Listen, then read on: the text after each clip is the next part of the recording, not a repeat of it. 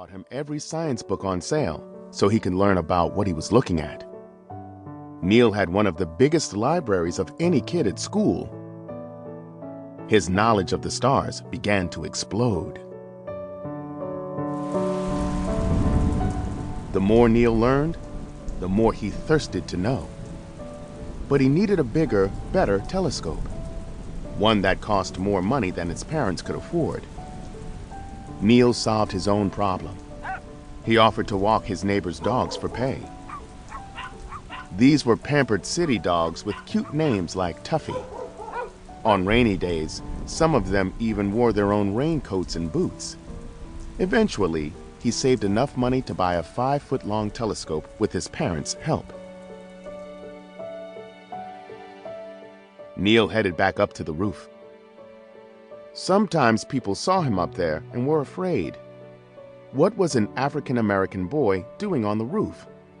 Was his long telescope really a rifle? Was he an armed robber? Often, they called the police.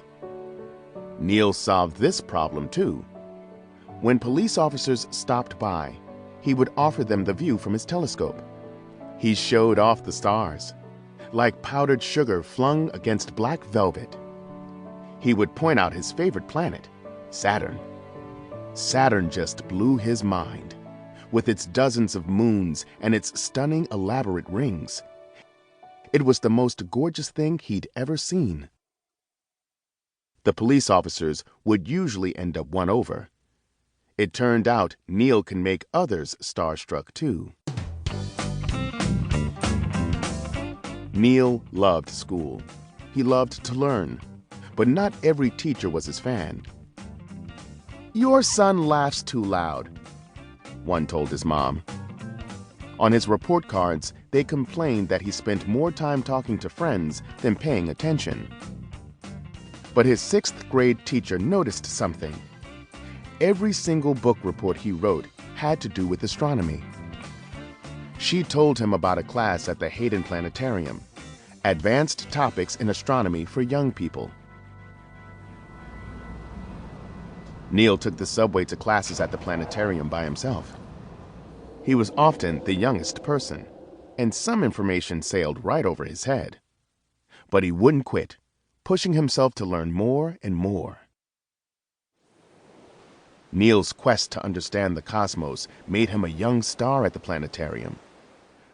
The director of education was so impressed that he invited Neil on an unbelievable journey to the coast of Northwest Africa. An ocean liner was being turned into a floating laboratory to view a total solar eclipse. 2,000 scientists and observers, including famous astronauts and science fiction writers, were making the 2-week trip.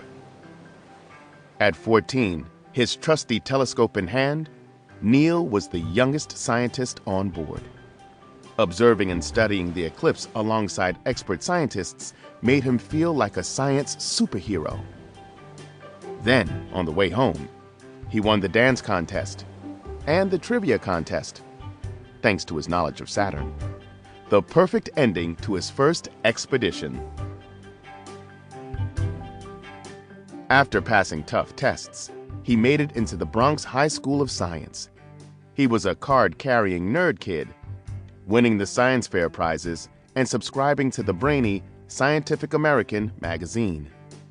In the lab, he was trying not to blow things up.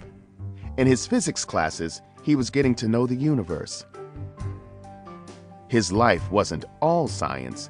He excelled at dance, from ballet to ballroom, and was captain of the wrestling team. He even used his understanding of physics to win his matches.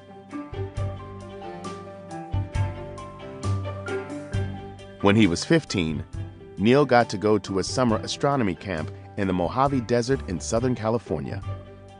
Scorpions, tarantulas, and howling coyotes. No problem. This was bliss. Days were full of classes on the subjects he loved. Nights were for observing with high-powered telescopes. So far from city lights, the stars burst with more radiance and in much greater number than he'd seen since that first visit to the Hayden Planetarium. It was too inspiring for words.